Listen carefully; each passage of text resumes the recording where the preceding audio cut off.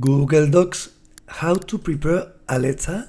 So it starts like that, the text, and then you end like this, with the address, date, the main body of the letter, and then best wishes in the center and our name to the right. Like that, we will continue practicing with Google Docs. I leave you many other tutorials in the information of the video. So I leave you this link in the information, so go to File, make a copy, and put your own name. That's it, make a copy, and then we can edit the document. So we make a bit of zoom. Remember, our goal is to end like this.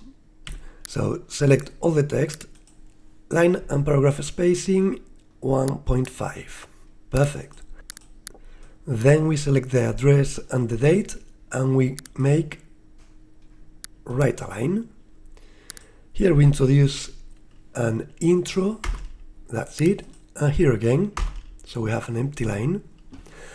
Then we select the main body of the letter, and we're going to justify it. Much better. Here again, intro, and best wishes are going to be centered.